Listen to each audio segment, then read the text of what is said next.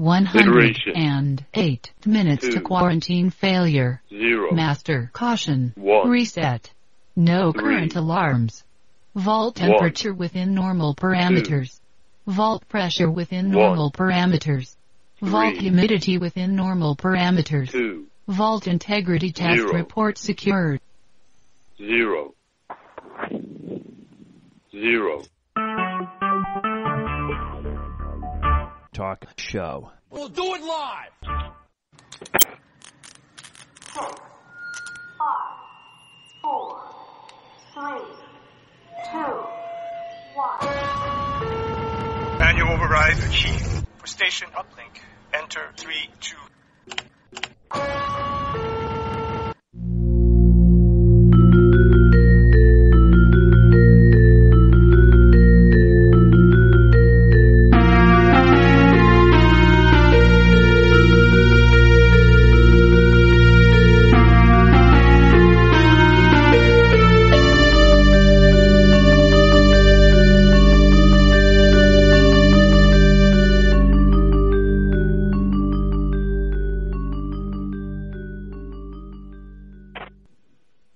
Hello, I'm Sergeant Drano, and you're listening to a communication from Station 7, or The Door. Station 7 is a sociological experiment in progress for members of the Dharma Initiative and fans of Lost and The Walking Dead. So we're going to go ahead and open up our lines for anyone who wants to communicate. Opening communications channel. Waiting. Well, Lost is over. Satellite uplink established. But it turns out Damon and Carlton's prediction was true. What's really fun is to actually have a character back who is dead, but isn't really dead. When someone dies on Lost, they're dead. And that's really it. Like, we're not trying to be sneaky and they're going to come back as a zombie. Year 7, you're going to regret that zombie comment. I am really going to regret that. Year 7 is actually, the subtitle is Lost Zombies. And it's just everybody who we've killed off over the years coming back and trying to eat. It'll be cool. It'll be like Stephen King.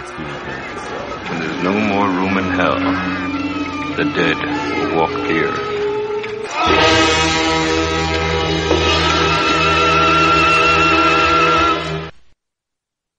So today, we're going to react to episode 43 of the hit series on AMC, The Walking Dead. The title of the episode is Too Far Gone. We'll rate the episode, give our initial thoughts, critique things a bit, and follow that up with the Walker of the Week, Roger Award, and our survival scenario. Next, we'll make some predictions for what we think might happen next. These predictions will be spoiler-free and will not make any reference to the comic book series The Walking Dead is based on. Finally, we'll compare and contrast between the TV series and the comics in our 3-minute spoiler section. So without further ado, let's get to it. First, a word from our sponsors. This week's episode is sponsored by the amazing Chinese shovel. Think it's just a shovel? No! It slices, dices, digs, picks, parries, pliers, screws, hammers. It's the only tool you'll ever need. Much more than a shovel. It's the amazing Chinese shovel. So, who have we got on the board tonight? Incoming transmission from Locutus aboard. Oh, Yo. Aboard? It's Locutus aboard. How you doing, man? Yo, doing good. Merry Christmas, everyone. Where you Hey, been, I've man? been gone. Been busy. Busy with Thanksgiving. School. Did you have everything? Did you have a good Thanksgiving? Blessed. Yes, I am. Had a great one. Fantastic. What were you thankful for this year? Everything. Having my life. Having freedom. Good stuff. Freedom. You know, freedom isn't free.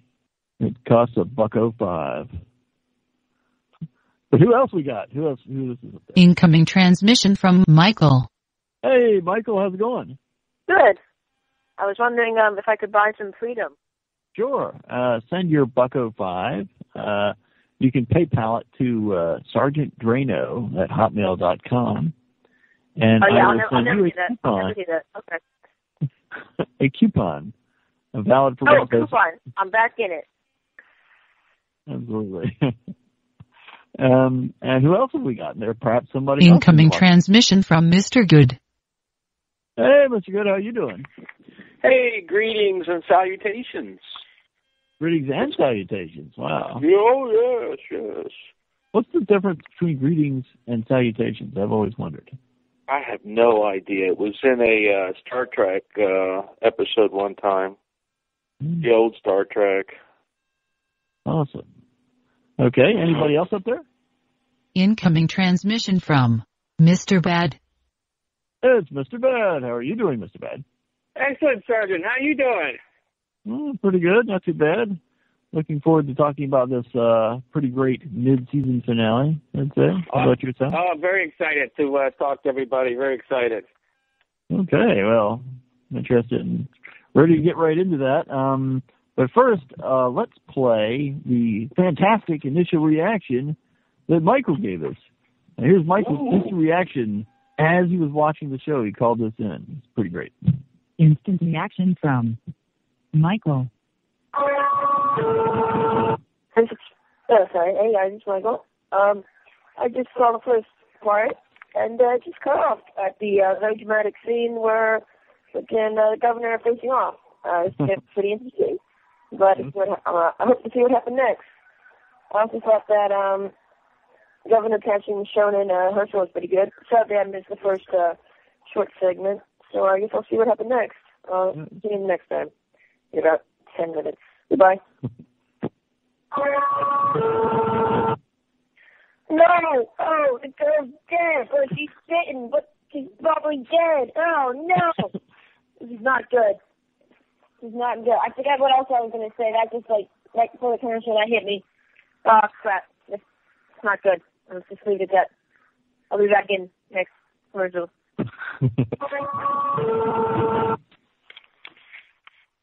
Oh, what the hell is going on? I think I'm just seeing things. Herschel just got his head chopped off. And now a tank's moving in the fence. This is horrible. Yes.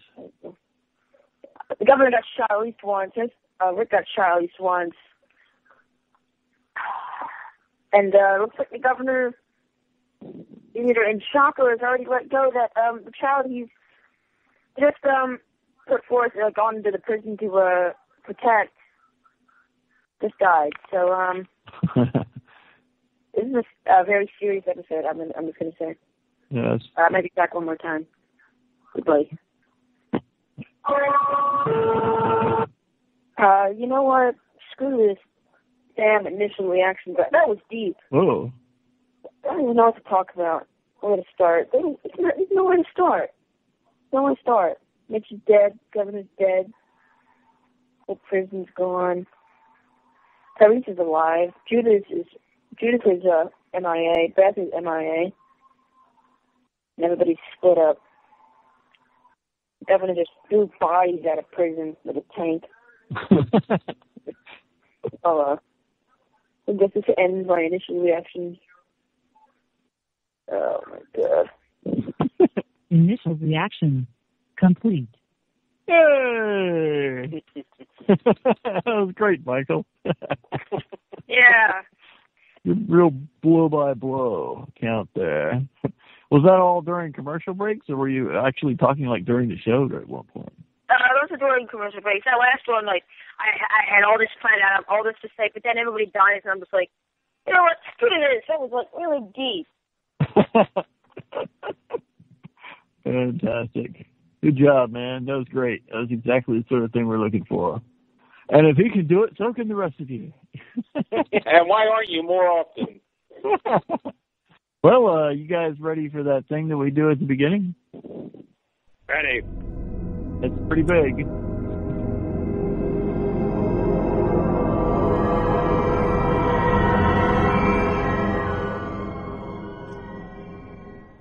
Too far gone. The governor is scouting out the prison when he sees Herschel and Michonne outside the fence. He sneaks up on them, knocks out Michonne, and holds Herschel at gunpoint. He carries both of them back to his people. And once back, the governor gives his people a pep talk about how they need to attack the prison. He tells them that the people who live in it are the same people who destroyed Woodbury. He says he has a plan to use the two prisoners he took to take the prison without anyone getting hurt. He says the people at the prison aren't all bad, but that most of them are thieves and murderers. He says they're the ones who mutilated him, burned his town, and killed his daughter. The governor tells them they need to move now if they want to keep the element of surprise, and they agree. Transform and roll out, says the governor. Lily approaches him afterwards and questions the need to kill. But Brian insists that they be killing killers and tells her that she and Megan are the only ones he cares about. Later, in his RV, the governor dresses Michonne's head wound and offers Herschel food. He tells them they won't be hurt, but Herschel doesn't believe him. The governor tells Michonne he understands that Penny was dead now and that he doesn't want to hurt anybody. He tells him that he needs the prison for his people and that Michonne and Herschel are going to help him get it. Michonne tells the governor that she's going to kill him, but Herschel tells her to stop it. Herschel tells the governor that they can find a way to live together, but the governor tells him that Rick and Michonne would never be able to live peacefully with him. Herschel says, if you understand what it's like to have a daughter, how can you threaten to kill someone else's? Because they are mine, the governor replies. The governor moves Lily and the children to a picnic area next to a river where Megan starts making peanut butter sandwiches out of mud. He gives her a big hug and heads out. At the prison, Maggie comforts Glenn, who is weak but recovering. Rick tells Daryl about Carol, and Daryl is pretty pissed. And Rick tells him he hasn't told Tyrese yet. Daryl suggests they go do that. Elsewhere, Expendable Bob is brooding over a small box when Sasha comes in and thanks him for saving her life. Bob says he doesn't deserve credit for that, but Sasha insists that he does, since he put the meds in the IV bag. She says, you're going to let me thank you. And just when we think she's going to have hot sex with him, she sags weakly against the wall, and Bob tells her she's not strong enough yet. Then help me, says Sasha. Outside, down below, Rick and Daryl find Tyrese down in the tombs, where he has still been looking for the real killer. Tyrese found a clue. He shows them where someone dissected a rat and nailed it to a board. Tyrese insists that whoever did this must be the same person who killed Karen and David. Rick tells him that he's pretty sure it's not the same person. Why? Asks Tyrese. But before Rick can answer, an explosion shakes the prison. The Losties run outside and see a tank sitting outside their gates with a row of SUVs on either side. The tank has blown up one of the guard towers. The governor is standing on the tank, and he yells for Rick to come down and talk to him. Mr. Rick, I banish Carol on my own authority, Grimes, instantly falls back on telling the governor that he's not in charge. This is up to the council. The governor asks Herschel and Michonne, the governor asks if Herschel and Michonne are on the council and promptly brings them out and puts them on their knees at the gate. Rick reluctantly walks out to the perimeter to talk to the governor, while Daryl, Sasha, and Tyrese discuss plans to evacuate in the bus if things go bad. Rick tells the governor that he's got a tank, so he doesn't need hostages, but the governor ain't hearing it. He says Rick has until sundown to vacate the prison, or the hostages will die. Quietly, Daryl and Bob get to the laundry bin of guns and start handing them out.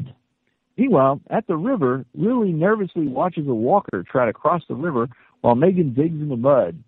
The river carries the walker away, and Megan unearths a sign that says, danger, flash flood warning. Behind her, a zombie struggles up out of the mud and grabs Megan and chomps down on her arm. Lily runs to help, but it's too late. At the prison, the governor and Rick continue to talk while Daryl and Carl are in position 50 yards away. Carl wants to take a shot at the governor, but Daryl tells him to trust his dad. Sophia 3 and 2 other kids are carrying little ass kicker towards the bus when they stop by Sophia 2. She tells them that they should get guns and help fight. At the fence, Rick and Herschel share a look. After considerable hesitation, Rick, Mr. I couldn't have Carol in the prison because she killed 2 people, tells the governor that they can all live together in the prison in different cell blocks if necessary. Herschel agrees and tells them it can work. The governor says it can't, not after Woodbury. Rick gives an ultimatum. The Losties won't leave and will fight back if forced to. We can all live in the prison, or none of us can, says Rick. The governor jumps down off the tank, grabs Michonne's sword, and holds it to Herschel's throat. Rick appeals to the governor's army. He tells them how they let the people of Woodbury join them after they fought the governor last time, and how now those people are, air quotes, leaders in their community. He invites the governor's new people to do the same, to put down their guns and come inside and join them.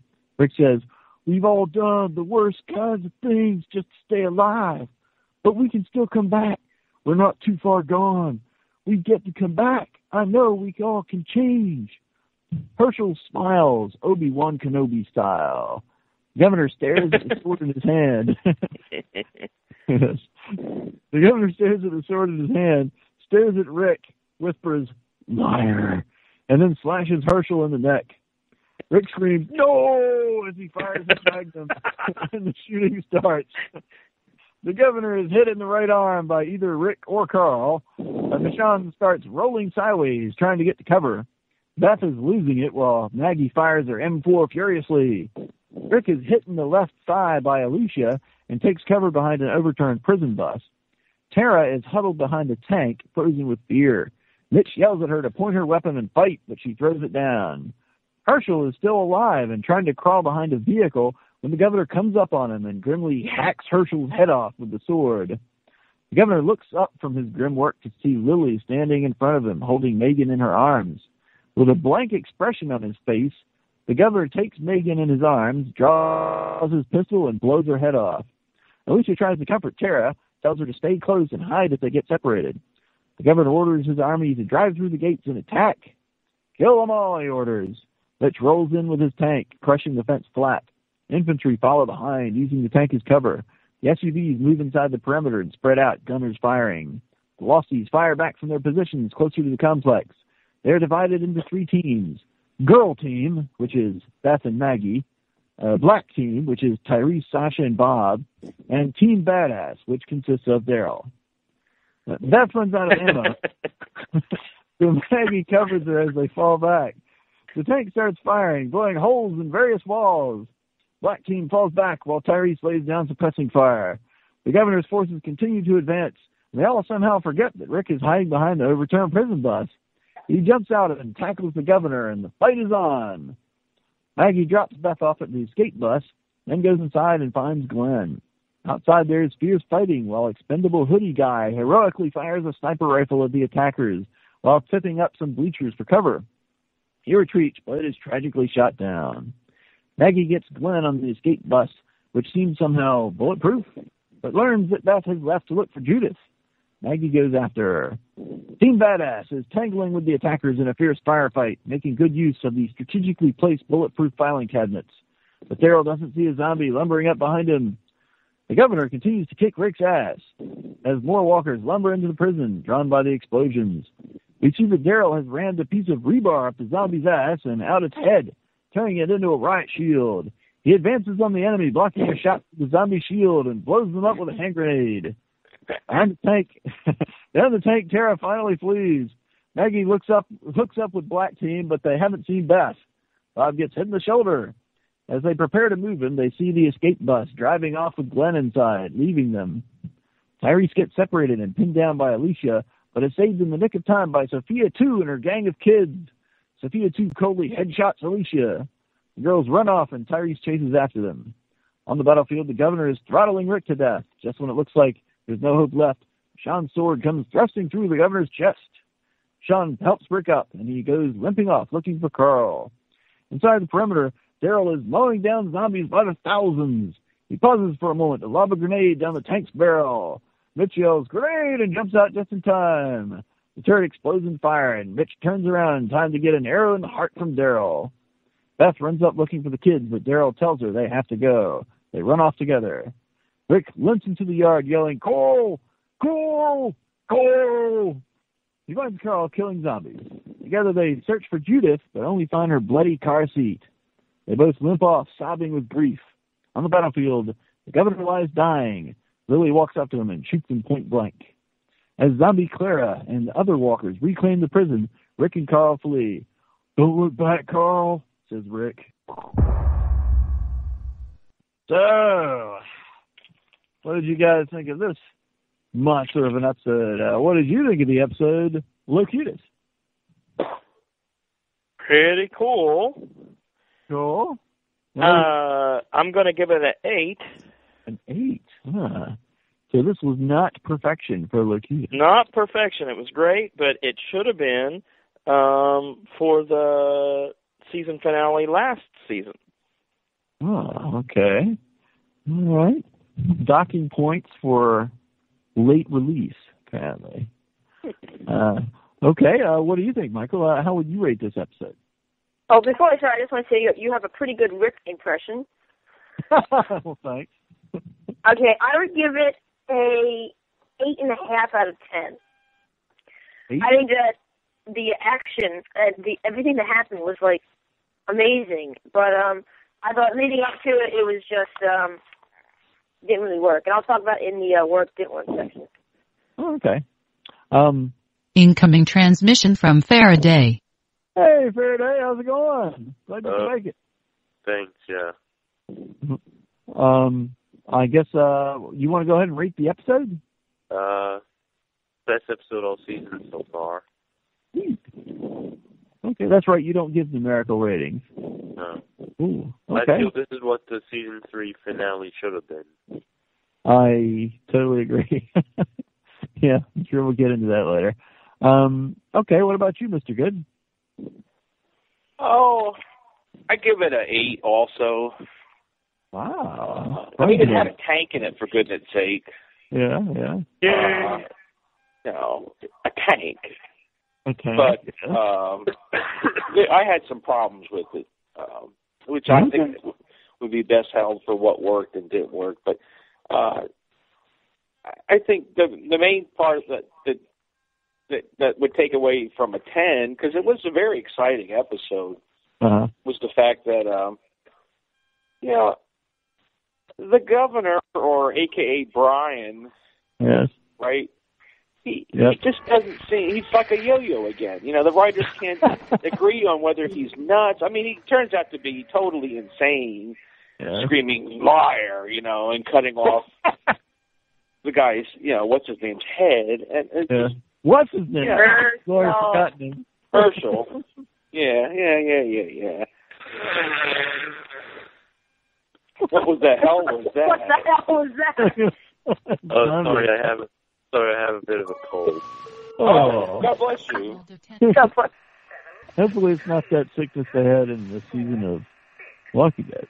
But guys, the sneezes passed through phone calls.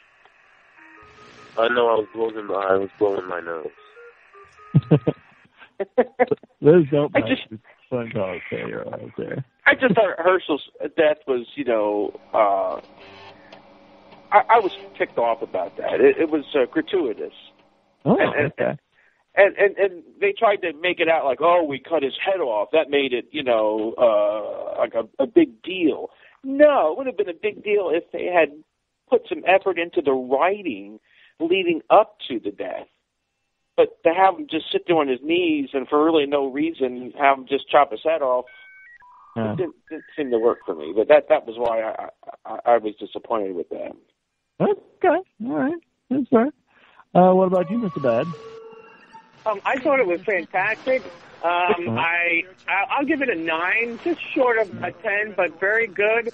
I would agree. I would have liked to see this as the season finale from last season, but I really enjoyed the arc of the governor. I really enjoyed that 2-episode governor-centric episodes we had, and I really liked it, and I thought it was great him ending up with a tank that way, and I'm just very happy.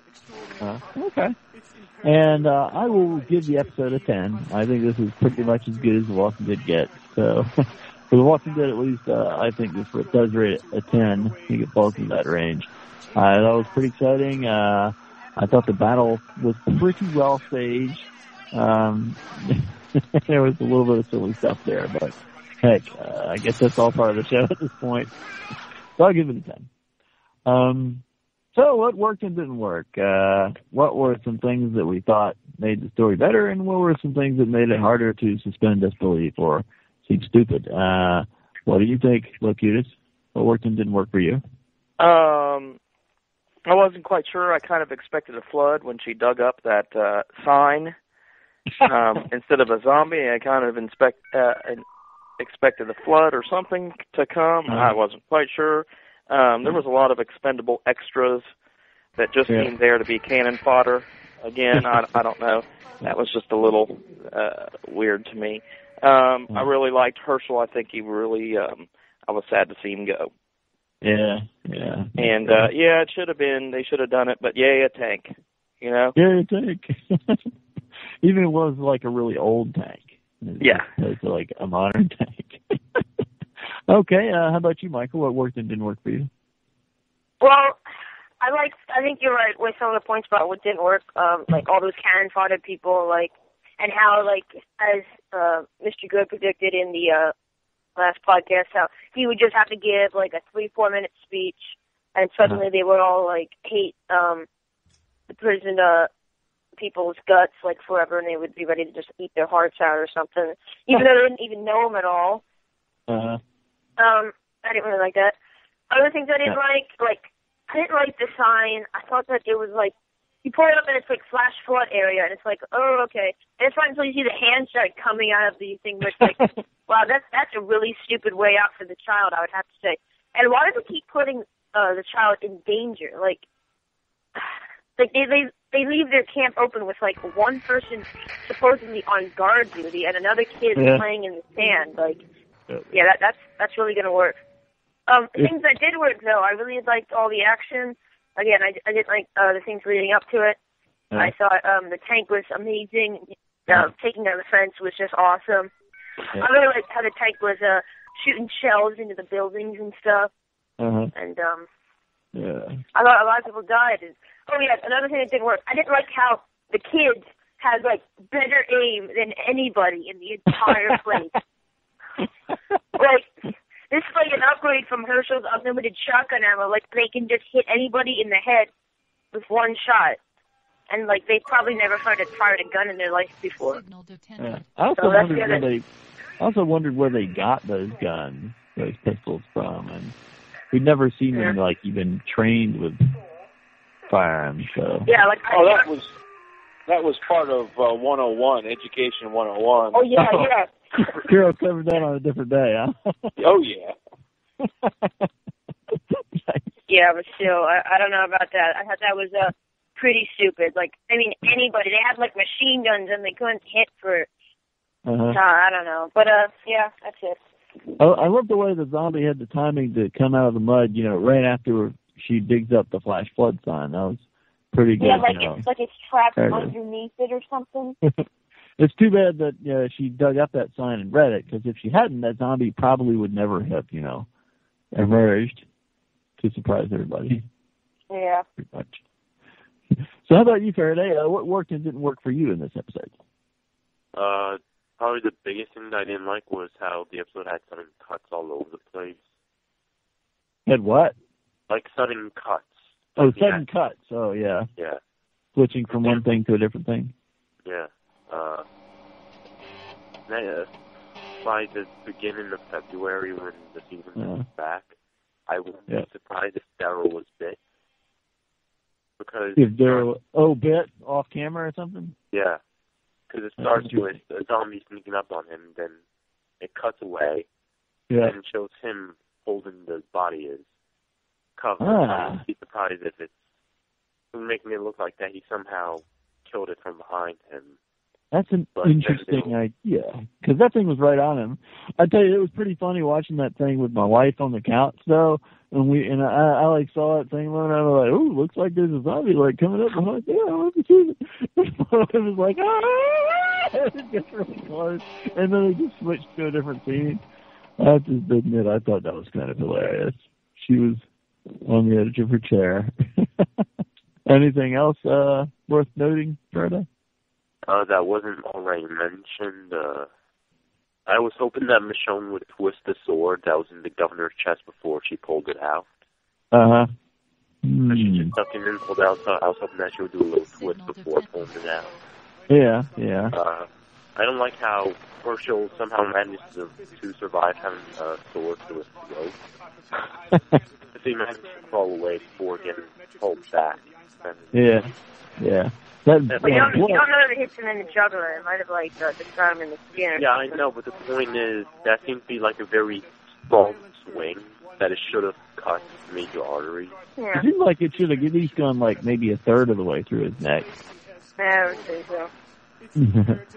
That blood on his shirt looked kind of CGI when it was like floating up his shirt, but still was pretty cute. Okay, Mr. Good, what worked and didn't work for you? Well, I'll tell you what did work was cheap plot devices. And Michael mentioned the first cheap plot device, which was, the little girl happens to be playing right over a zombie burial. Come on,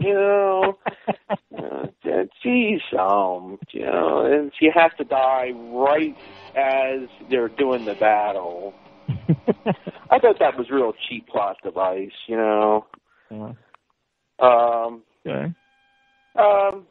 And I thought he mentioned my other objection to the whole thing was, these people on really less than a 3-minute speech by this person they don't know.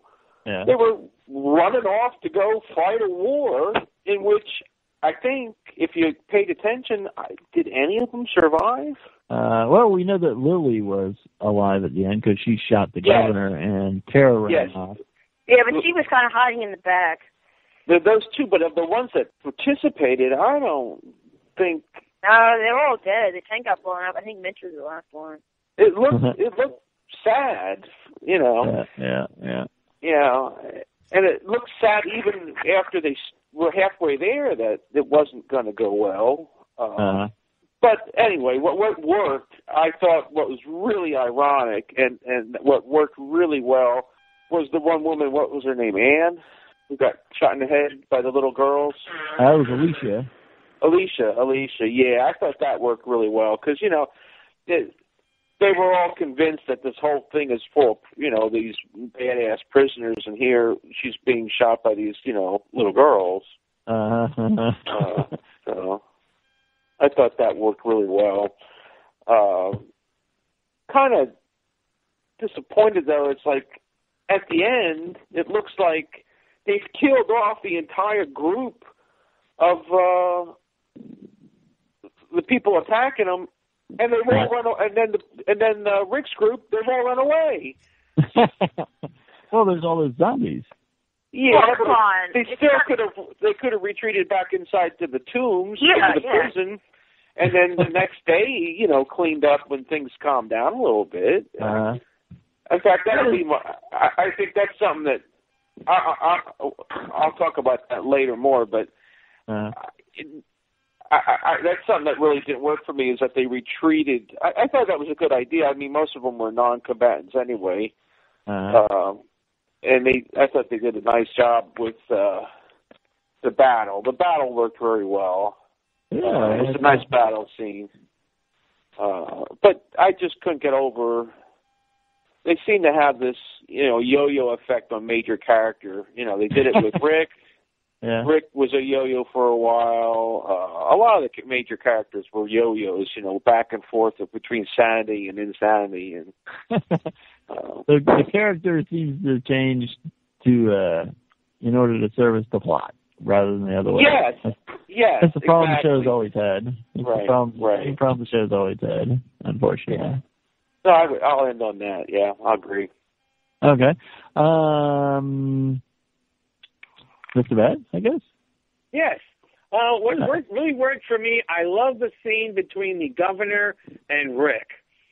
Culminating with Herschel's getting half his head chopped off, and then the governor, just jabbing that sword in to cut his head off completely. That was awesome.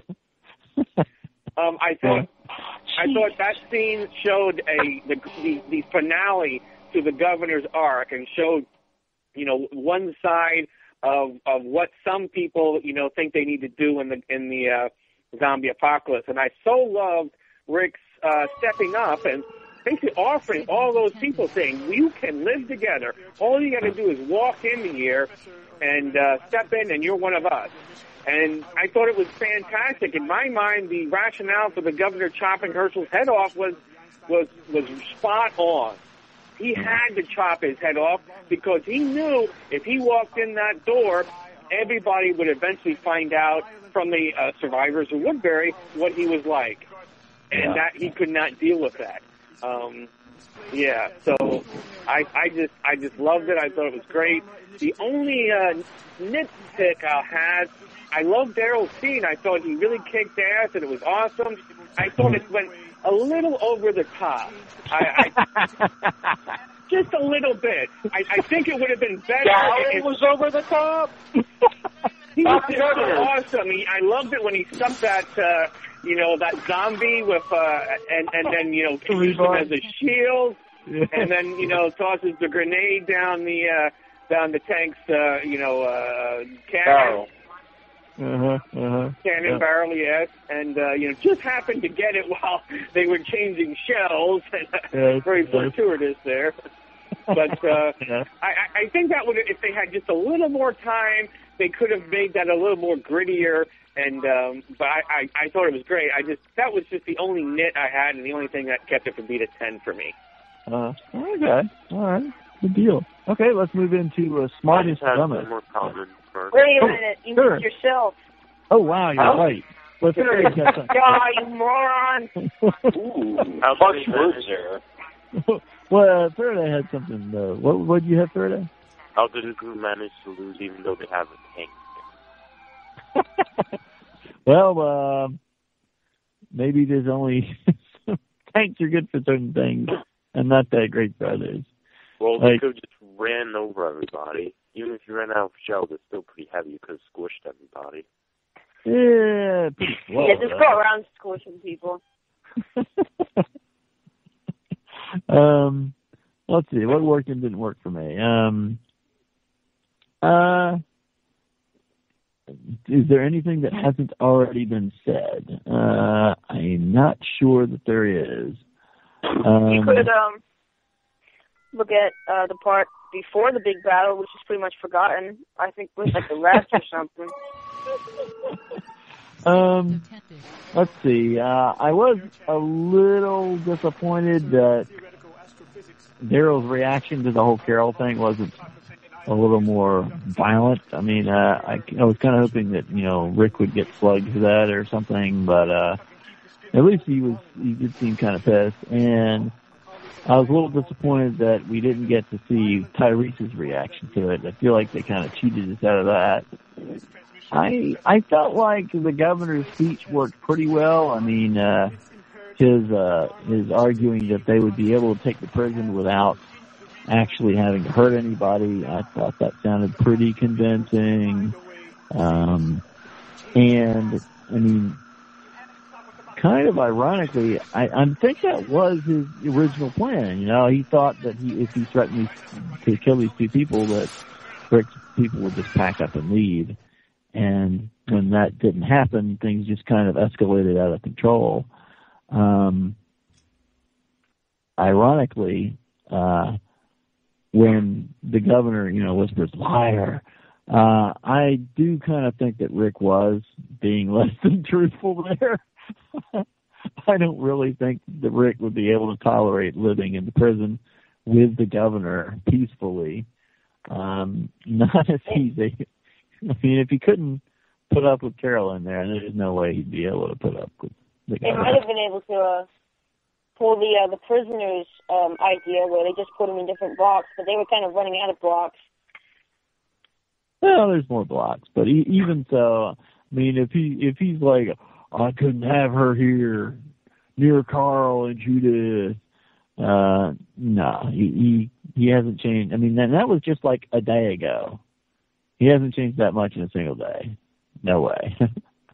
Carol didn't have a tank behind her. People get more cooperative when you got a tank. Yeah, that's right. Apparently so, yeah. At least until the middle of the night when he sneaks off to, slit the governor's throat or something.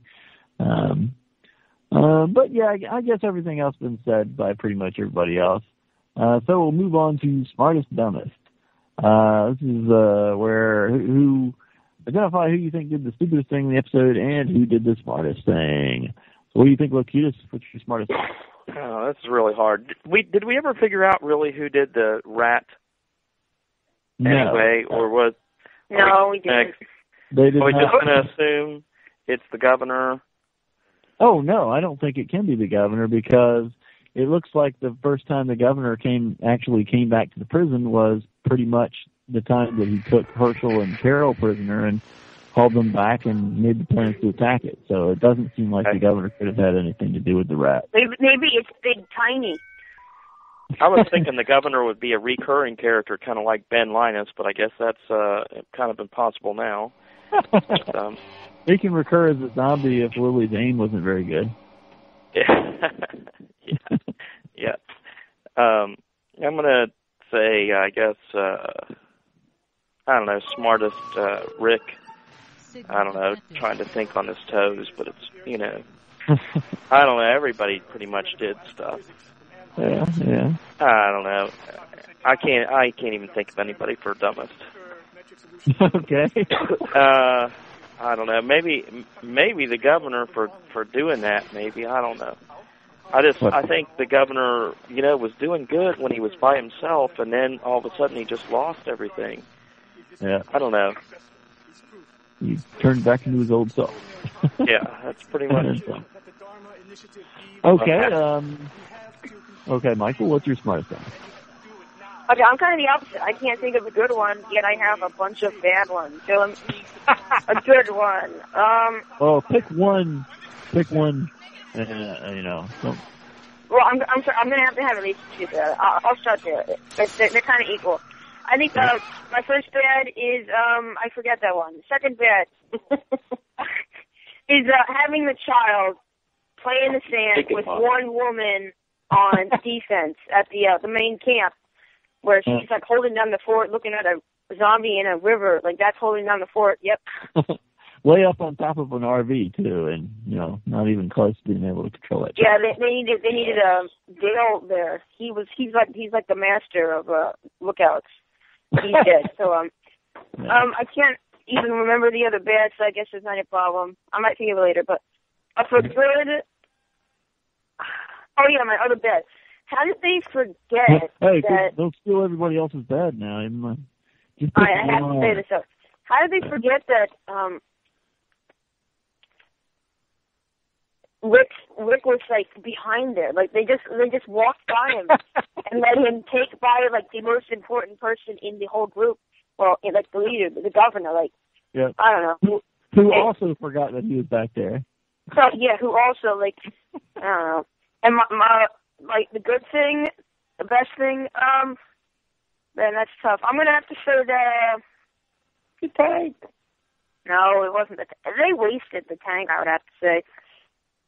Because like they just shot at random buildings. I would say that there is no good thing. There we go. Okay. Wait, if I think of one later, I'll tell you. Okay. Okay. Faraday, what's your smartest dumbest? Dumbest was probably Carl. Oh. Shooting at the group from several yards away with his shotgun. Doesn't exactly have the best range. Actually, I don't think that was a shotgun. I think it was some kind of rifle. From what I could tell, this one of those shotguns that you pump. I'm pretty sure Carl had a lever action rifle. It looked like a lever action shotgun to me. Okay. In that case, it was the governor who initiated the entire slaughter to begin with. Okay. Since most of the episode was a battle, there's not really much to say smartest was, but probably Rick or Herschel for trying to prevent it to begin with. Okay. That works. Okay, Mr. Good, what you got? I like the fact that both Herschel, I would agree there that both Herschel and Rick came up with good, plausible reasons why they could live together and tried to prevent the battle. You know my feelings on plot devices by now. But you love them. Oh yeah, that's great. Why didn't they have a plan other than a frontal assault to attack the prison? I mean, they had a tank. They should have had some kind of some basic plan. It just didn't seem they had one because they got wiped out. You know, I mean, the prison was somewhat defended in a defensible area. People were hidden. Yeah. They should have had some kind of, other than just running forward behind the tank. Well, their plan was a tank. It's shoot down the barriers, everyone goes in. Well, yeah. Well, it didn't quite work. I guess you just have to take into consideration that the governor is not really a competent military leader type guy. He's just kind of he says a pretty good speech, and he's kind of can appear competent on the surface, but is actually not that competent, and that's just the nature of the character, I think. Oh, one last thing. Let's be perfectly honest. Nobody expected to be particularly smart. That too. They had a tank driver and not the guy who was in charge of shooting. That could have been the problem right there. What do you mean it takes like a lot longer to load it or something? No, it was obvious that the person the guy never received intense instruction on how to. He might have known how to shoot it, but he wasn't any good at shooting it.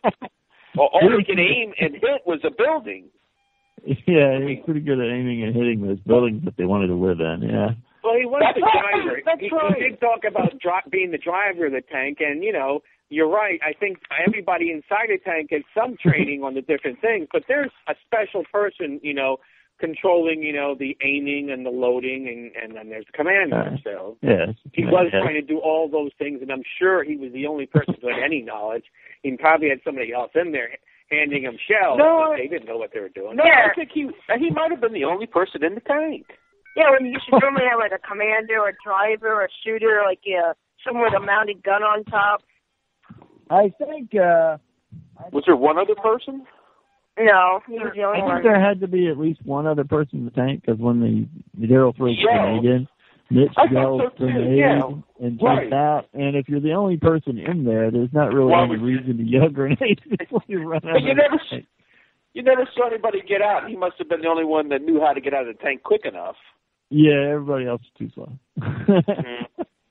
But I did love the way the governor, at the start of it says, we don't want to shoot any big holes in our new home. And then they proceed to shoot lots of big holes in it.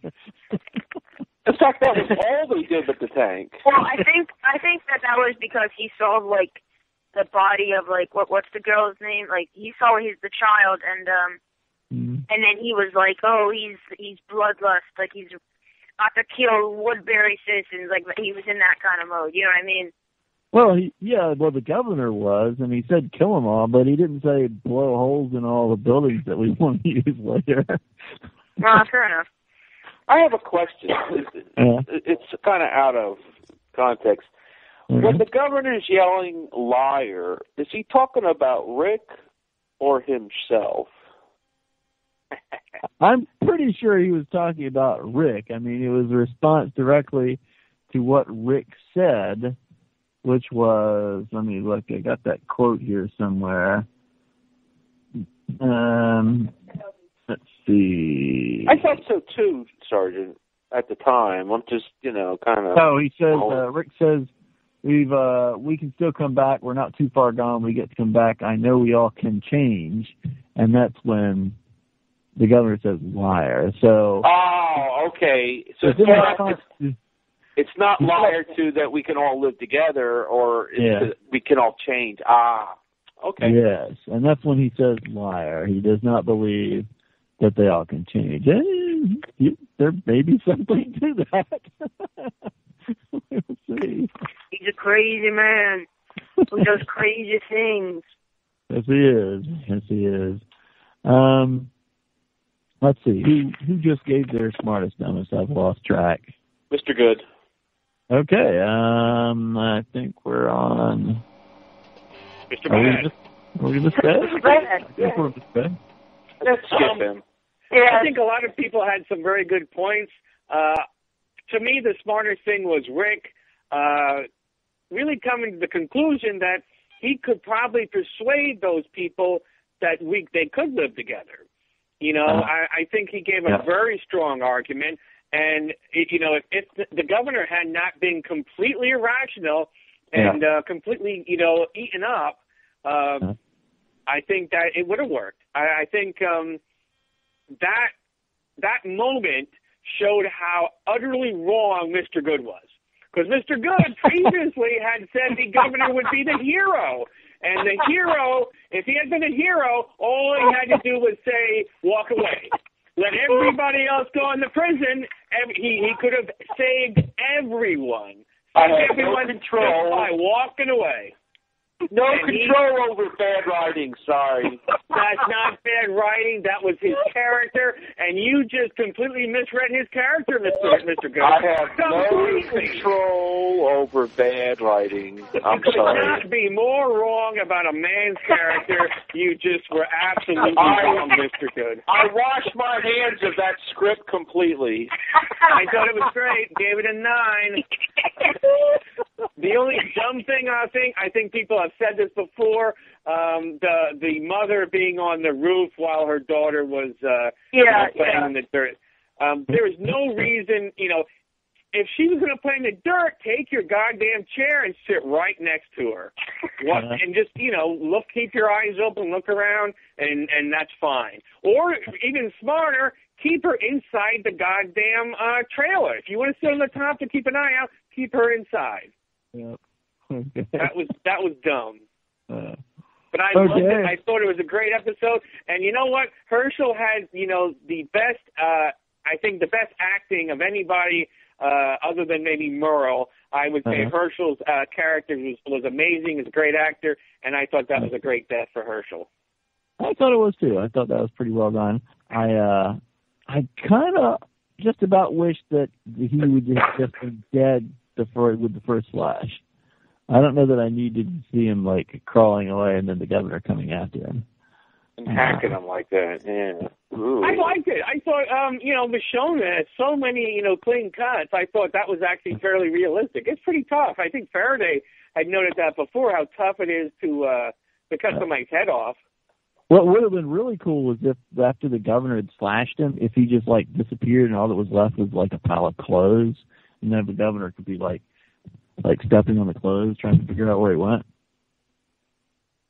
What the hell did you just say? Obi-Wan Kenobi style.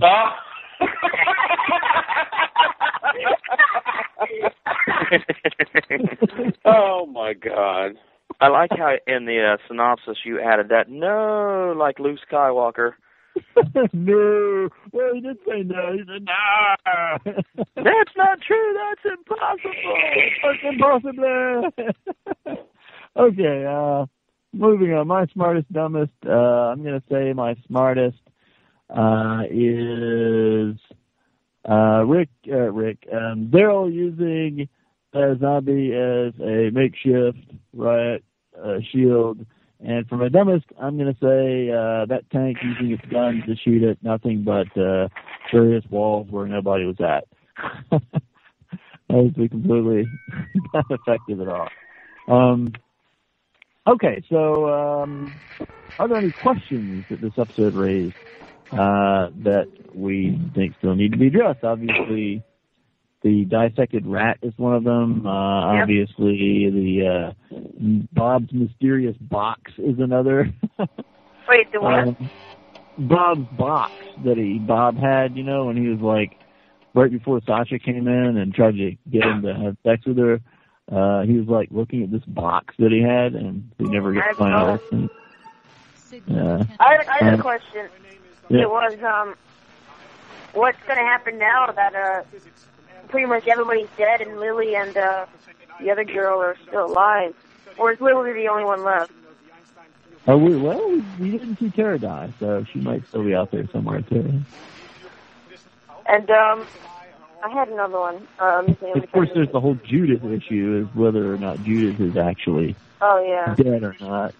Oh yeah, it's we can talk about it in zombie behavior, I guess. But like, what's with this new zombies can now be in flash flood thing? Okay. I have a couple. Oh, what you got, Faraday? First, is this going to be like season 2 to 3, where a small portion of the group is separated and they spend the entire season looking for each other? Could be. Let's look out without them. Second, was Daryl actually bitten? That'll be the top point next half of the season. That's a good point. Was the governor actually shot? Because they cut away and didn't show him being shot. It could have been a case of her shooting next to his head and just plans on leaving him there to die. Well, it was kind of a POV from like his perspective, I think, and she was pointing the gun right in his face, and we see, the gunfire. So and then the screen goes black. Be that as it may, we never actually saw his dead body. I think we could assume that he probably bled out from the show stabbing completely through his chest. Or hit up by zombies, or Maybe she was shooting the zombie behind him. Yeah. The one that was buried in the ground under him from the flash flood. And she is a nurse. Yeah, maybe she was shooting bullets that heal you or something. Maybe. She's pretty creative. That's true. Well, no, the point is, if that's what you're going with, that he could be alive then. Well, I think Michelle should have finished the job while she still had the chance. Yeah. Even if he wasn't killed directly with a gunshot, he will die soon because he was stabbed through the heart.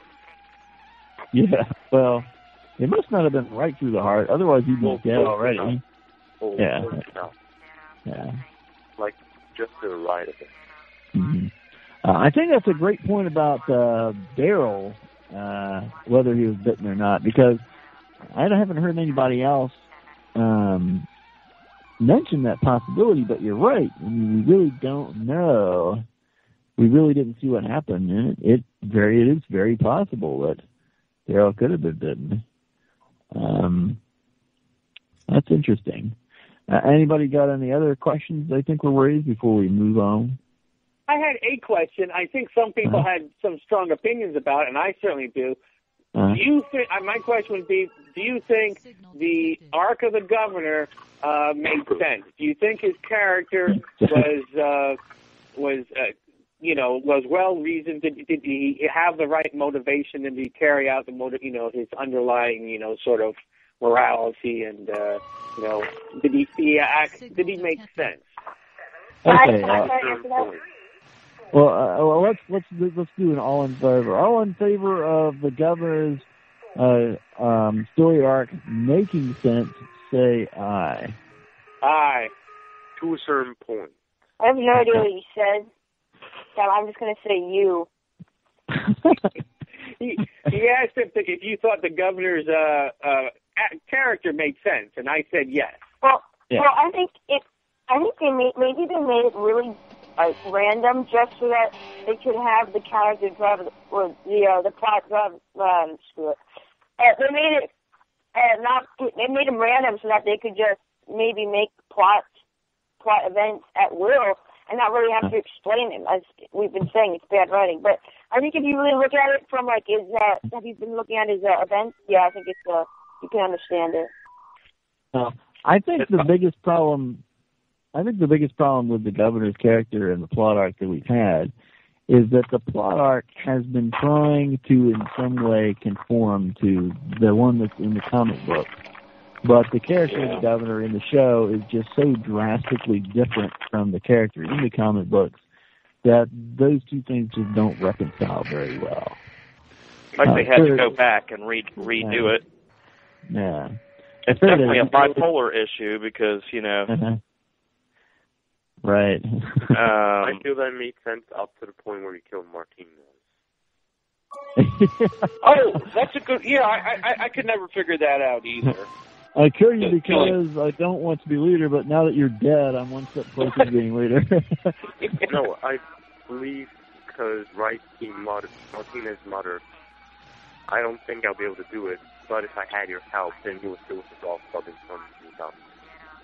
Yeah. I think his motivation was to keep the group safe, but he did right. by killing everyone who could have possibly been relieved. Well, it We seems could to not me that manipulate. his reaction with killing Martinez was very specifically due to Martinez telling him that he wanted to share power with him, and then he killed him and kept yelling, that I don't want it. And so I think it was like a visceral reaction to that he wasn't even thinking really. It was. I think, remember that the governor was all about lying.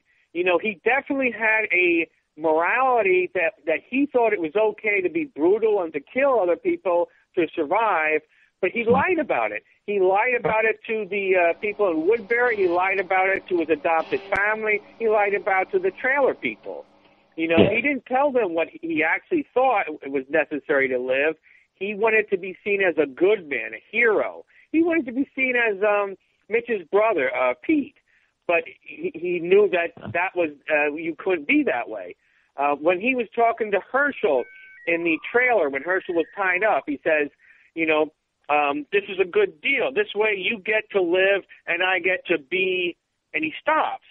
And I really thought he was going to say like a hero, a good man. I think he wanted to say a good man because he had not been a good man. He could shelter these people, and it's a lie that he would be able to keep them safe, and he could be not redeemed, but he could put on another lie and pretend that he was a good man. Yeah. I guess I'd say the governor's got these very specific, usually small group of people that he cares about, and anybody that's not in that club, he just doesn't care one way or the other. And he'll do whatever he thinks is necessary to keep the people he cares about safe, but everybody else he just doesn't care. And I guess it's kind of shame-like. Yes, absolutely. Now, do you think that it's? Do you think there are not people like that? There are people like that. I think for me, the governor, the problems with the governor's character are less to do with that and more so to do with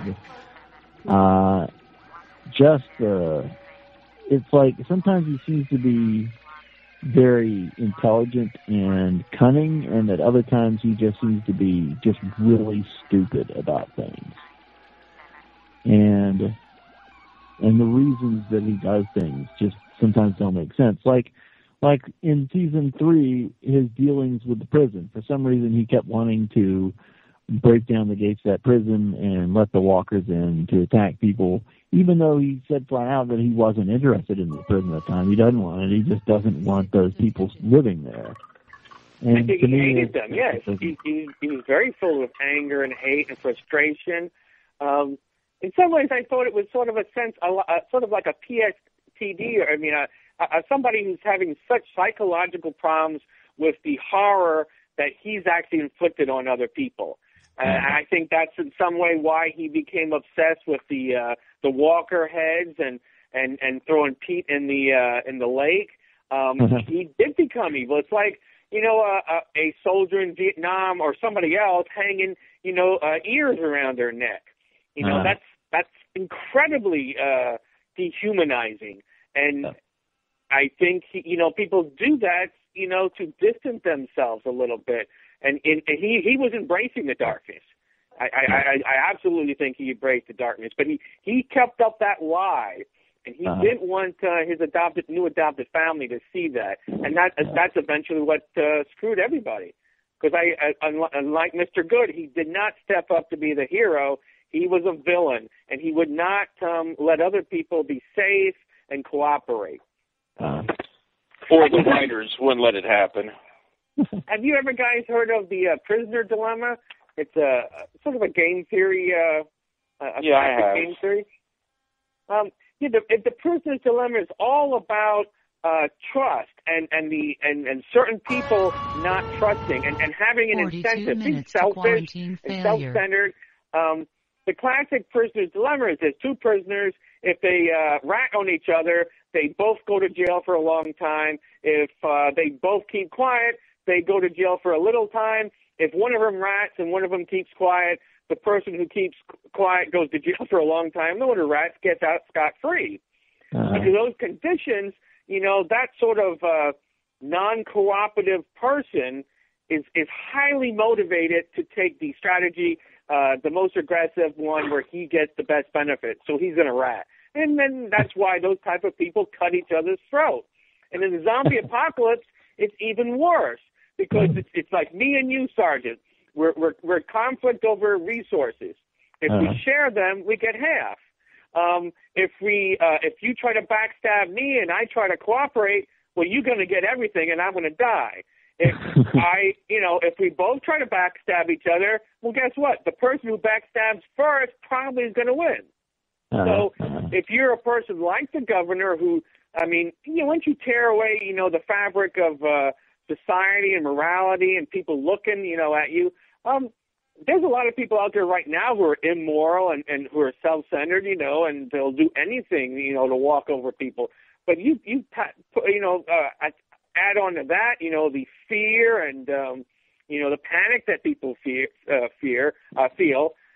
Just to think about, when people yell, smell smoke in a building, people panic. That's the kind of emotional response people are having like every minute of every day. They're worried all the time.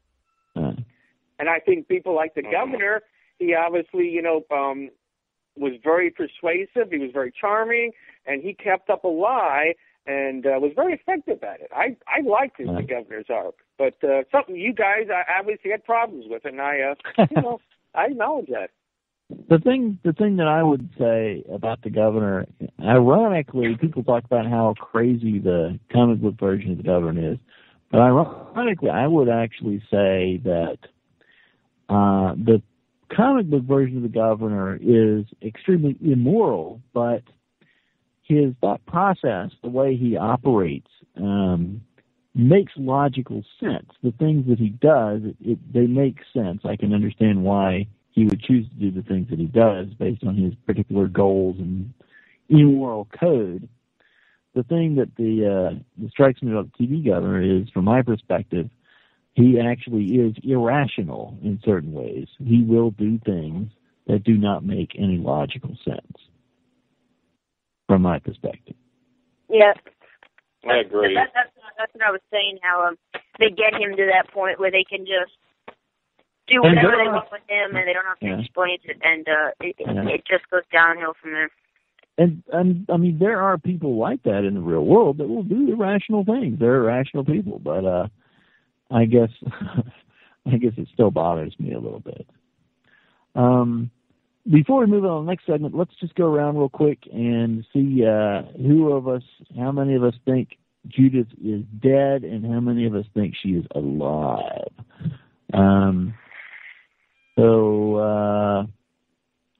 Look, Judith, dead or alive? Judith. I'm going to say alive, I guess.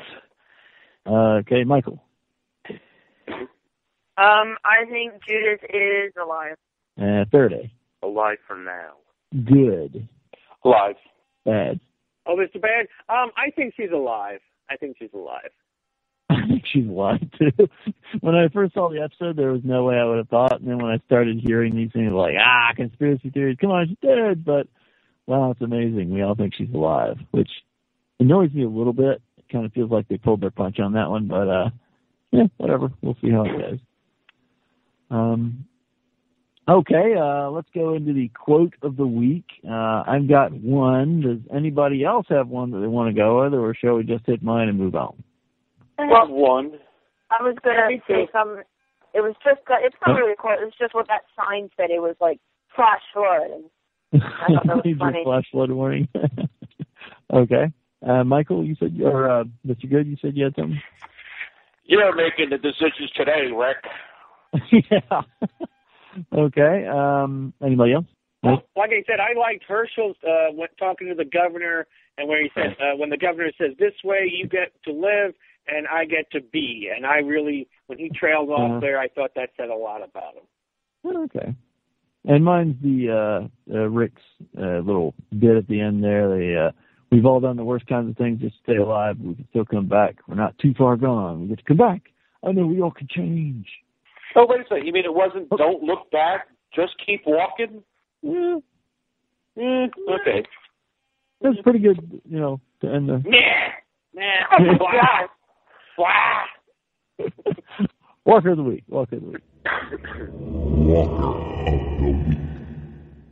Okay, this is where we give our award for our favorite Walker of the episode, or we can give it to somebody who we think behaved in a manner no better than Walker.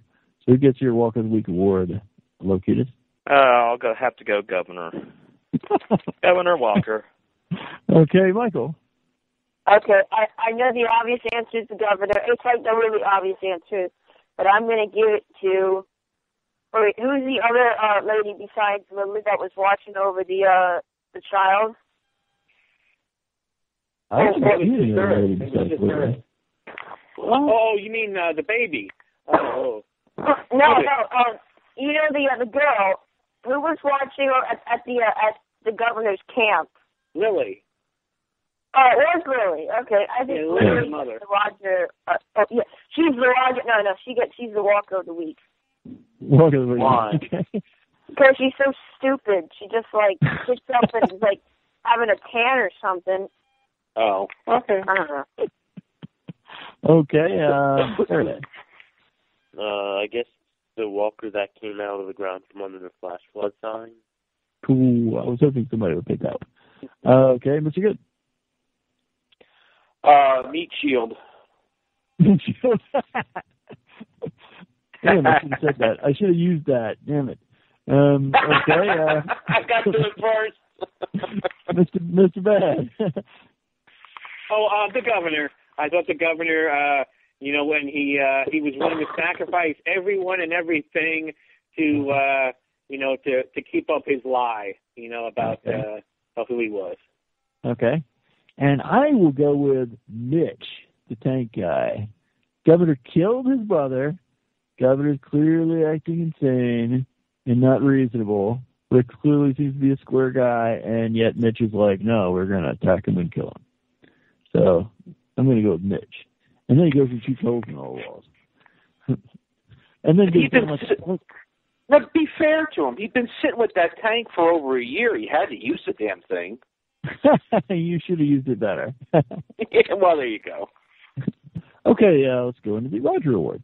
Roger! And there's a lot to get done before you can afford to lose me. Roger. We got this, man. We got this by the ass. Roger, move! Let's go, baby. You all right? Perfect, baby. Perfect. Roger! Roger, Roger! Dennis, whoa!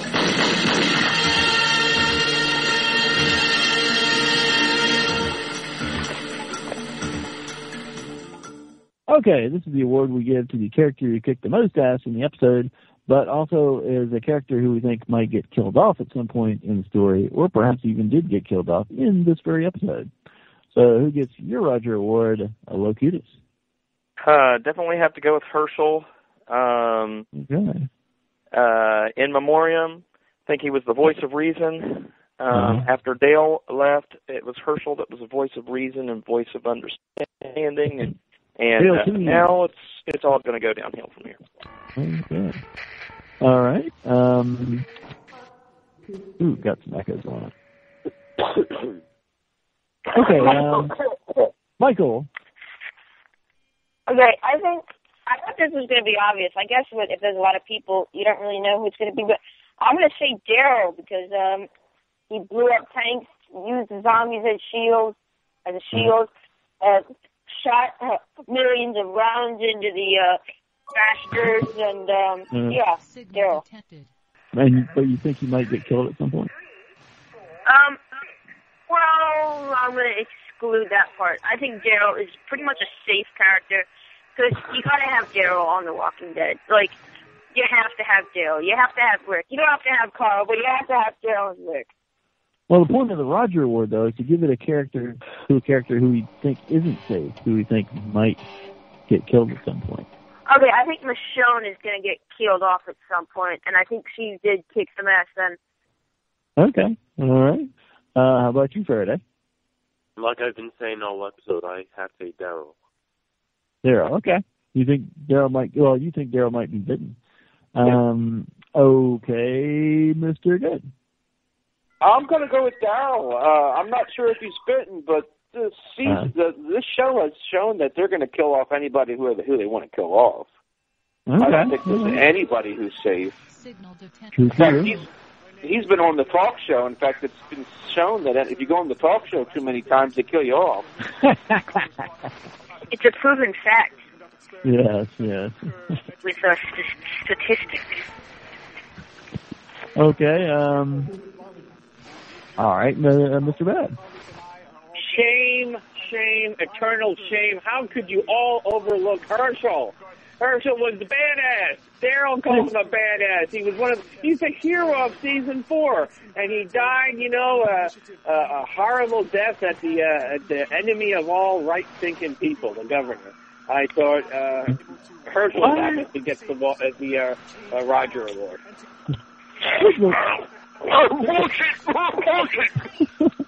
Well, Hughes gave it to Herschel, I think. Oh, well, then Lucutius is a right-thinking man, unlike that Mr. Good. Okay, and I will give my Roger Award to the black bearded guy wearing the hoodie who was on camera almost like he was a main character. He put up those bleachers, he was shooting at the bad guys, he was falling back, and then he turned around and got gunned down and killed. So I thought he was behaving above and beyond the Call of Duty for an extra. So he earned my Roger Award. Okay. We hardly knew ye. Yes, we hardly did. It was weird. I saw him up there, and I was like, at first I was like, who is that? And I was like, that wasn't Tyrese, was it? And I was like, no. I'm like, is that some other guy we know? No. He's right there on the screen all by himself. Oh, well. Oh, I assumed that was the guy with the box. Bob? No. I assumed it was Bob. Yeah, no, this guy had a beard. I don't know. Yeah. Okay, let's go into zombie behavior. I'll take your questions.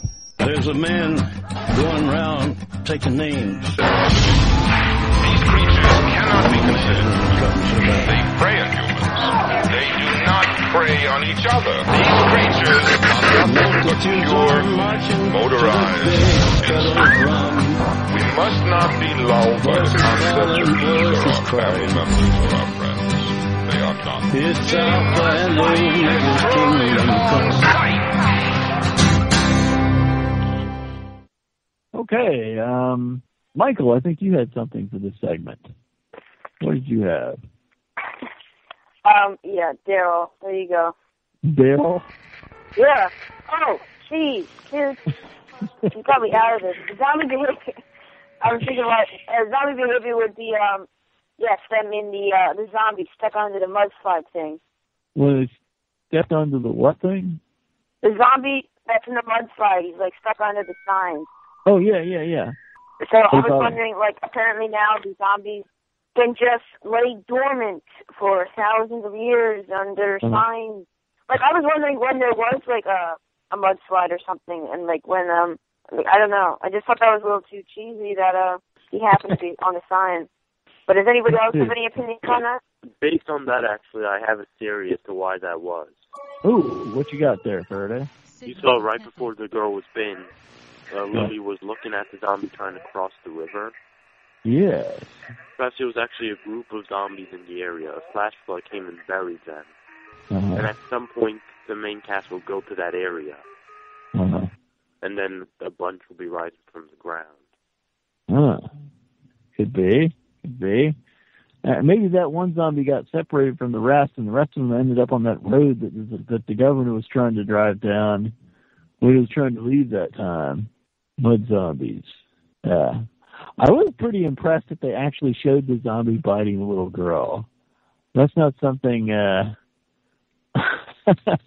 expected to see. That impressed me. Okay. I don't know if we got anything else for this segment. We already know that zombies are attracted to noise, and here they come. That's all I can think of. Anybody got anything else as far as zombie behavior goes? Any new details about zombies? Guess not. Okay, how come it couldn't come out of the dirt before? She had to remove the sign for it to come out? Why couldn't it stick itself out? It was a heavy sign. The heavy sign. Was it really under the sign or just kind of nearby? I think it was under it. Huh, okay. Interesting. That is kind of weird. Or maybe now they can sense people's presence, because there's no way that thing was able to see her with all the mud that was probably in its apparently working eyes. Mm-hmm. I never thought about that. I mean, the eyes are actually the very complex organs. Right. Under the, it would be hard for a zombie's decomposing brain to communicate with them. Well, maybe the brain doesn't decompose. Maybe that's one of the things that is kept more like, functioning. I don't know. Yeah, okay. Well, I would explain that. Do they have a zombie sense? You know, maybe it's stronger than smelling or seeing. Maybe they're like hybrids. They got mixed with dogs or something, you know?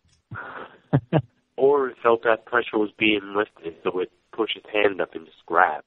That's true. A lot of times zombies will sit still until something stimulates them, something alerts their senses, and then they start moving around towards whatever that thing is. You mean like Cheryl Teagues? Yeah. Oh. Move forward into the survival segment. Give me that dog. What do you mean? I mean, give me that dog. What are you going to do with him? You can't open the doors to let him out. The bomb's liable to go off. The dog's got to go. We're going to need every bit of air to breathe ourselves. After a while, we'll be laying on the floor to get fresh air. But he's just a little dog. He doesn't breathe. We can't have him here. No. Dog's got to go. Don't you touch him. Wait a minute.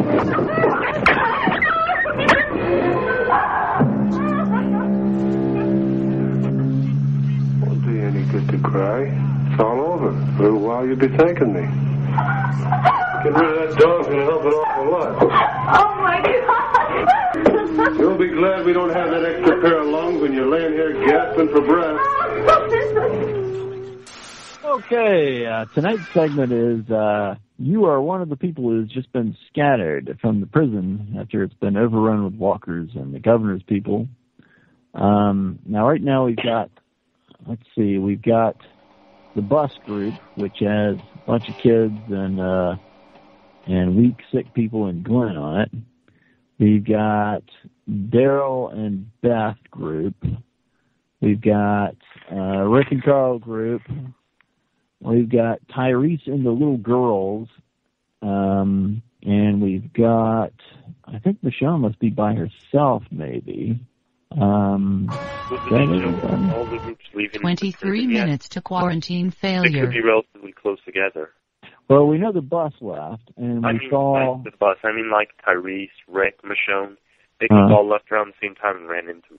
Well, we saw that Rick and Carl kind of left off by themselves, and we saw Daryl and Beth run off by themselves. We're not sure about Michonne. We're not sure about Tyrese and the girls. All we saw is that they ran off and he ran after them. And I guess we're not really that sure about Sasha and Maggie and Bob. They were last seen at the prison when the bus drove off and left them.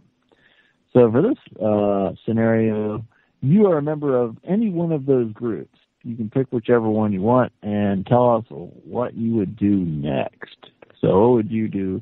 What group are you in, and what would you do next? Locutus. Probably Daryl's group, maybe. Probably find some kind of a vehicle or some kind of a cover and try to find someplace new, I guess. Okay. And Michael. I don't really know what group I would be a part of, but as a general, I would try to get back to a place, use the strategy they used at the season 2 finale when they all got displaced, like regroup at the highway. I think I would try to regroup at the highway. Okay, just down the road or something. Okay. All right. Faraday. Well, I find it pretty obvious. I go with Tyrese and the girls. I mean, you saw how good shots they were. And eventually, after enough years passed, there's procreation. Yeah. Well, I got to get ready to leave for work now. Okay. Well, glad you could stick around for so long, Faraday. Do you have any predictions you want to make for the second half of the season before you leave? Not really. Okay. Well, it's good having you on the call, man. We'll we'll see you in a couple of months, hopefully. Have a good night. You too. Good night. Good night. Night. Night, Faraday. Transmission terminated. Okay, we're to Mr. Good. I would be in the group with the most women that are single. Oh, that would be Tyrese's group. There we go. And I would follow the pre-established plan, which they better, sure enough, have one, of where they should meet. My impression is that they did not, but we'll see. Well, they better have one. I mean, they had a plan about, we should get in the bus. We had a plan of this. If we ever have to leave this place, where we should meet. I mean, you have one when you have a hurricane, you have one when you have a flood, you have one for any natural disaster. We're in the zombie apocalypse. They have no cell phones. They have no way to communicate. Well, you better have a plan that when you get separated, where are you going to meet? Incidentally, it's talking about the plan, to get on the bus and break out the weapons and stuff. I was once again irritated this episode to see that apparently they just keep all of their assault rifles sitting outside in a laundry. In the weather. Yes, all jumbled together in the weather. Good God. Yes, it is. Okay, I guess we're to Mr. Bad. Okay, I'm going to be in Rick's group, and I'm obviously going to go to the free location where I have cached, food and the cow, Jesus Christ! You gotta have the cash, yep. You got to have the cash in the zombie apocalypse. He's like a squirrel! Awesome. But see now, that's why I was sorry Faraday left, because he probably would have had a few words. But if those people had caches, that would be the predetermined place to go to leave notes. You're insane. I would have some food there. I would have a couple of bricks hollowed out so I could put messages behind them in secret, so you would know where to tell other people where you're going. Whatever group you're with, they're going to kill you. Oh, that's hilarious. Oh, that's fantastic, Mr. Bad. I like it. And I myself, I'm going to say that I'm in Rick's group too, and our plan is to go back to where Morgan is staying, because we know where that is, and seems to be a pretty fortified area, and hopefully he would give us some assistance. And since Michonne knows about that place too, hopefully she'd be able to find that as well. Yeah, but sounds like who's spoilers. for you in? Because you don't know, if he doesn't know you, he'd probably say you were wearing like a dead man's face or something like that and kill you. It could be. Well, yeah, you said that you're in the Rick's group. Oh, yeah, that would be the best way to go then. Yeah, he would go after Rick first and stab him first. Yeah, but Rick's not that good at fighting. Yeah. Well, against the governor, he's pretty bad. Okay. I guess the man that's shot, All right, let's move on into the predictions segment. The Dharma Initiative called it the lamp. This man and his team created a series of equations which tell us with a high degree of probability where it is going to be at a certain point in time. Event window determined. Extrapolating sound and vision. Okay, this is a segment where we make a prediction, not based on any spoilers. 16 minutes to quarantine failure. Oh boy, for something, preferably something that will happen prior to or by the end of the rest of this season. And I'm going to go ahead and steal what I just said and say that Rick and Carl will at some point go back and meet Morgan before the end of the season. That's going to be mine. And let's see. Let's see. I think they'll run into another group of people that they'll battle with. Just everybody in general, or? Yeah, I think they will. I don't know. I think maybe they'll split up, and half of them will go different places, and then they'll meet up with some other people that they'll battle. Okay, so Velocities will encounter other 15 people minutes to quarantine failure that they'll battle with. All right. Okay, Michael.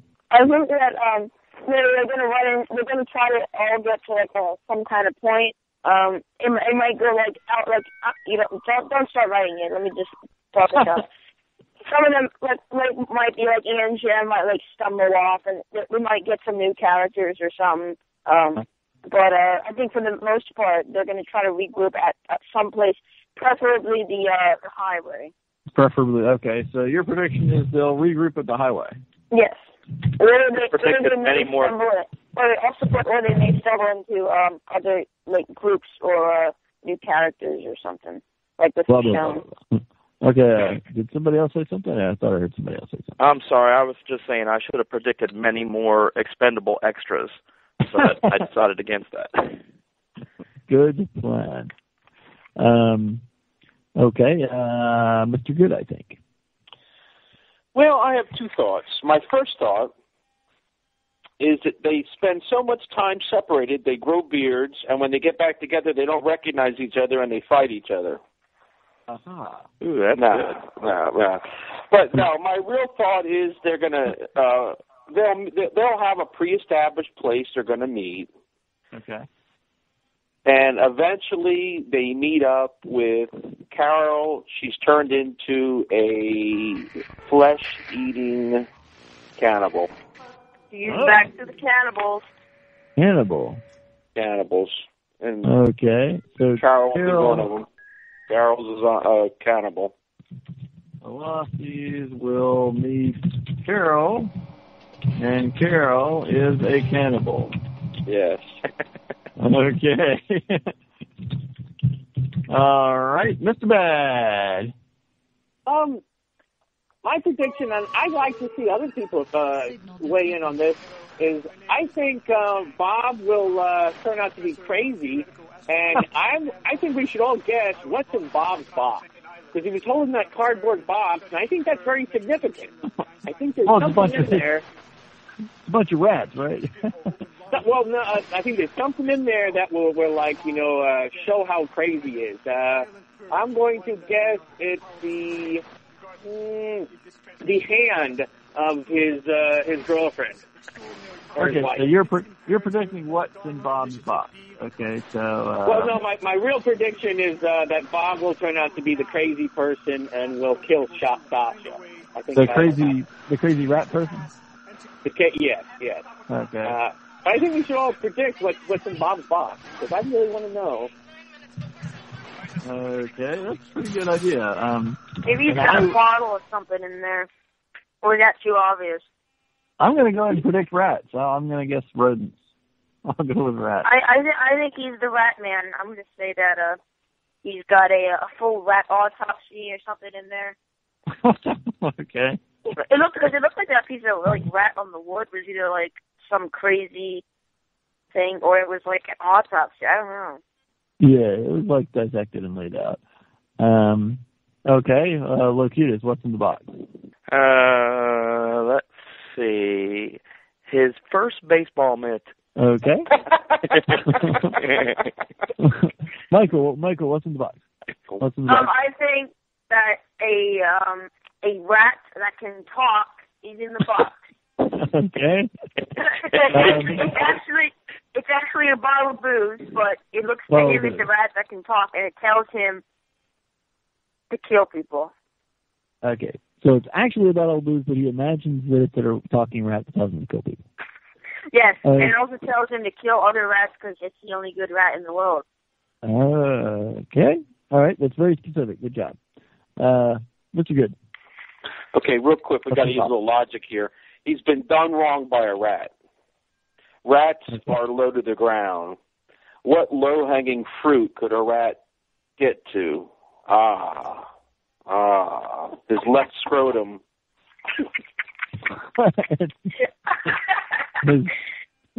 his left testicle, you're saying? Yes.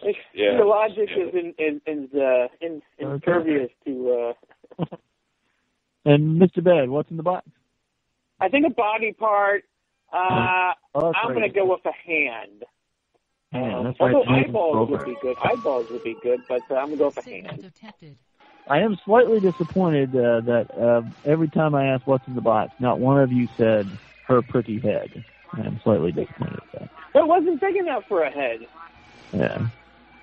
It's been shrunken. Shrunken head, he goes around. Her pretty head. Maybe it's the doctor's hand. Okay, the other thing I thought we might do is I was just going to go through all of the other predictions that we made for season 4. Oh, good God. And we can decide whether we think that the prediction came true or did not come true. So our first prediction is Irish walkers will come to the fence. That was by Methodic John. And I think we have to say that one's true, right? Because that Irish walker did show up at the very last episode. Yes, absolutely. Okay, next prediction is Patrick will bite people, make chaos, Rick will go splash water, and see Violet become a zombie pig. It's too bad that Mr. Bed did not stop that prediction a little earlier. I think that's going to have to be -1. Yes, I have to admit that, yes. I'd say it's neutral. Neutral. One of the little girls, next prediction is one of the little girls. 8 minutes to quarantine failure. Okay. Next prediction is one of the little girls has been feeding the fence zombies rats, which is causing the crowding. That was, I think, Michael. And oh, no. What fool made that one? I thought that's pretty good.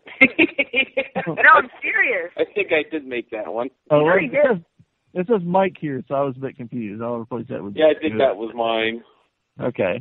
Well, we don't know who did the rats yet, so that's still unresolved. Okay, next prediction is Carl will become infected with Patrick Cooties, and Herschel will help solve the infection problem. Nope. Well, he did help him. Yeah, he did solve the infection problem. An infection. He did solve an infection. Well, no half credit though. No half credit. No, full credit. Half credit, I would say, and then cancels out. I'd say it's neutral. That was Locutus's prediction. And credit. Damn your eyes. Okay, next prediction. Rick will lose the prison by the end of the season. Now, that was me. I got that one right. Next prediction. Michael said there will be less people in the prison at the end of the season than there were at the beginning. Yeah. He has to say that is correct. Yeah. I'm taking it home. Okay, next one. Mr. Bad predicted that Carol killed Karen and David. Woohoo! I reckon we'll have to give that a +1. Lokitas predicted that Herschel burned Karen and David. That was not correct. Michael predicted that Dr. Caleb burned Karen and David. That was not correct either. I predicted that Lizzie will take on the role Sophia had in the comics. So far, I guess that's unresolved at this point. Let's see. Bob, Mr. Bad says Bob will die during the veterinary college mission, and 3 more people will die of the sickness, and Herschel will also die of the sickness. I think that is incorrect. Absolutely wrong. Mr. Good predicts that Daryl hooks up with Beth. It could happen. Unresolved. Michael predicts 2 deaths from sickness. Bob dies. Herschel will not die, but may get sick. I think we have to say that is wrong. Oh, he didn't die. Yeah, he did die, but... Let's see. Faraday predicted that Herschel, Daryl, and Michonne will die, as well as the majority of red shirts. Well, Daryl and Michonne did not die, so that is wrong. I predicted that Carol will remain near the prison to protect the girls. So far, that seems to be incorrect. Mr. Good predicted that Carol will meet with the governor and join his group and come back with the governor. Wrong. Mr. Bad predicted that Carol will join the governor's group, then turn on him and save the day and die in the process. Wrong. I predicted that Daryl will go looking for Carol.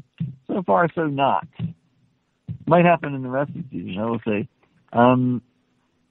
Methodic John predicted that Herschel will die by the end of the season. That is correct, Methodic John.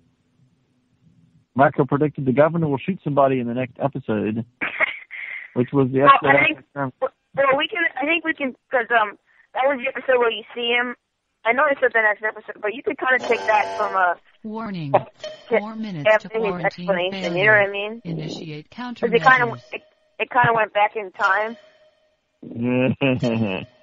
No. Well, I mean, yes. Yes. Let's see. Mr. Bad predicts that Brian is at the prison to try and take it over using zombies.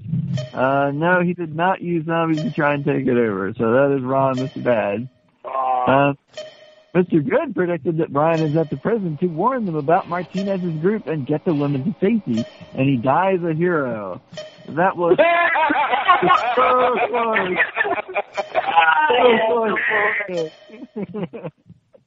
close. Michael predicted that Brian's group will join Martinez's armed group, and by the end of the season, one of the girls will die.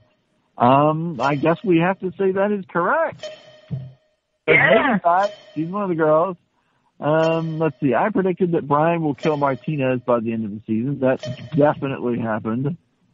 I predicted that Megan will die by the end of the season. That definitely happened. Michael predicted that Mitch will die by the end of the season. That happened.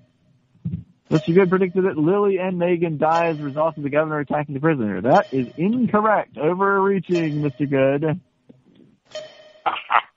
Mr. Good's got to be at least -10 by now. Mr. Bad predicted that Lily will kill the governor. That looks to be correct, Mr. Bad. Hurrah! Hurrah! Michael predicted that an airstrike or Daryl will kill the governor. That is not correct. Well, I must have been, intoxicated or something.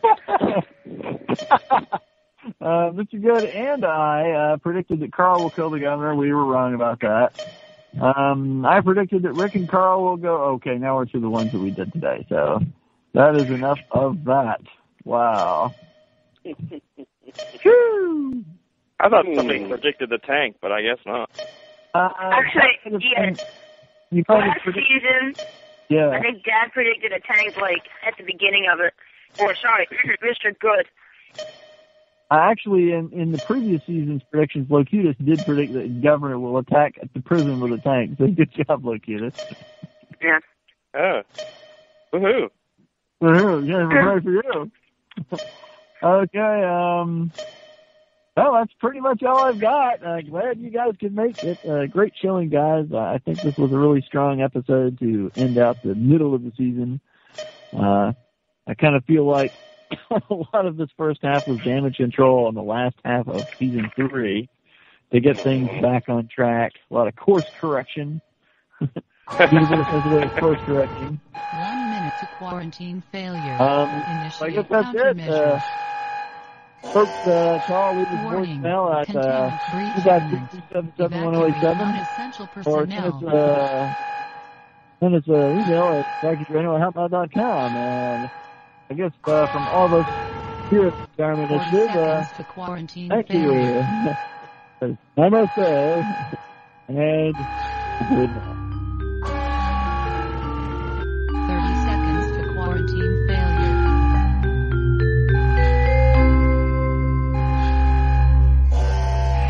Warning. Incursion imminent. Initiate countermeasures immediately. Call recording has been completed. Goodbye. Well, it looks like my internet crashed, so that means the episode's over. 10 seconds to quarantine failure. 5.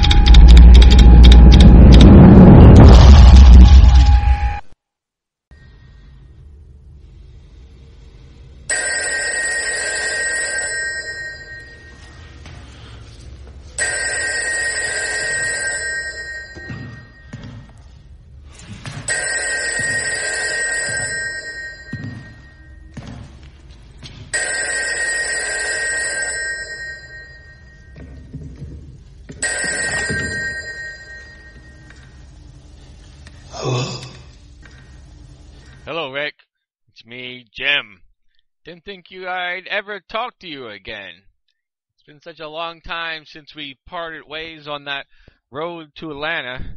I never did find my family. In a way, I'm glad. 'Cause I did come to learn something by that tree where I last saw you. I found out that once I passed on, there was nothing left of me in that dead carcass of mine.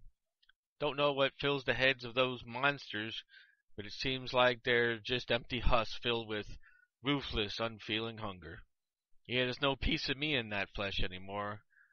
What seems even worse to me than those undead corpses hunting the living are those living bastards with no humanity left in them. They're the real plagues troubling all you folks still struggling to survive. I hope there's someone who can put an end to those bastards like that patch-wearing SOB. I tried to convey some of those sentiments in a song. Otis is helping back me up. Here you go. You can kill for a long time. Kill for a long time. Kill for a long time. Sooner or later, Michonne will cut you down. Sooner or later, Michonne will cut you down. Go tell that long-tongued liar. Go tell that one-eyed slayer. Tell the ravager, the marauder, the backbiter. Tell him Michonne's gonna cut him down. Tell him Michonne's gonna cut him down.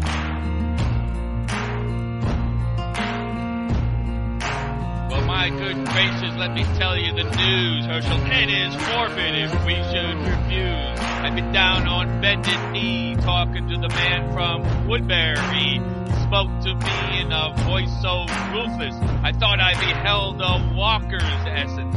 He called my name and I pleaded for peace, but the governor was too far gone to cease. Go tell that long-tongued liar. Go tell that one-eyed slayer. Tell the ravager, the marauder, the backbiter. Tell him Michonne's gonna cut him down. Tell him Michonne's gonna cut him down. You can kill for a long time. Kill for a long time. Kill for a long time. Sooner or later, Michonne will cut him down. Sooner or later, Michonne will cut him down. Well, he swung that katana and lay bare his vicious soul as death swept over us. We played our role. As sure as the governor's plan was to kill us all, when it hit the fan, Daryl and the others all stood tall. You can kill for a long time. Kill for a long time. Sooner or later, Michonne will cut you down. Sooner or later, Michonne will cut you down. Go tell that long-tongued liar. Go tell that one-eyed slayer. Tell the ravager, the marauder, the backbiter. Tell him Michonne's gonna cut him down. Tell him Michonne's gonna cut him down. Tell him Michonne's gonna cut him down.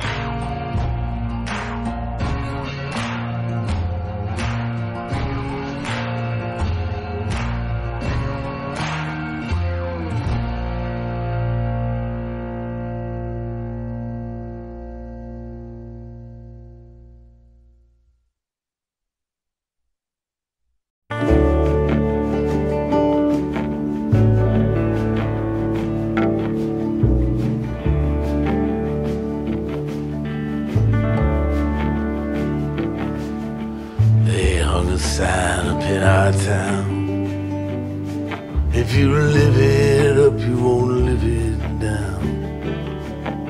So she left Monte Rio's son, just like a bullet leaves a gun. With a charcoal eyes and Monroe hips, she went and took that California trip. Oh, the moon was gold and her hair like wind. Said, don't look back, just come on, Jim. Oh, you got to hold on, hold on. You got to hold on, taking my hand, standing right here, you got to hold on.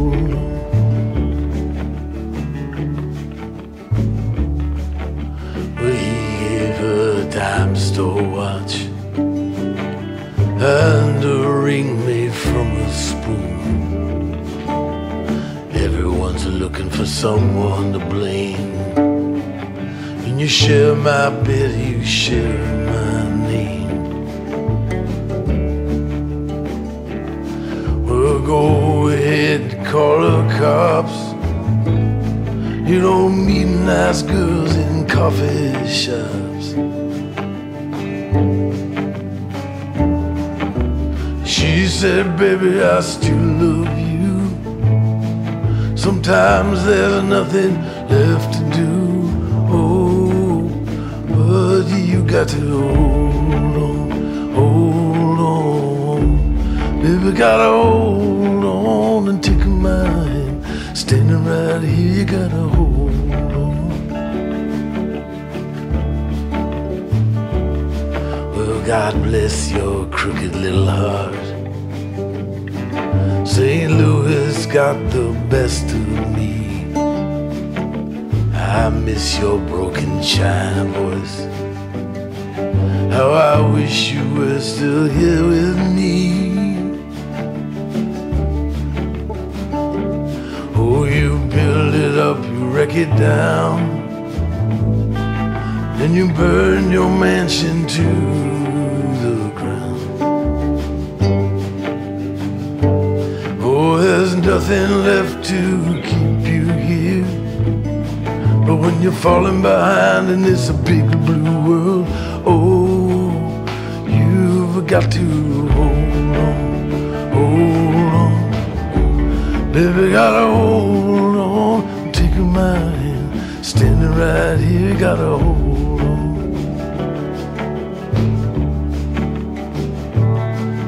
Down by the Riverside Motel, it's thin below and falling, and by a 99-cent store, she closed her eyes and started swaying.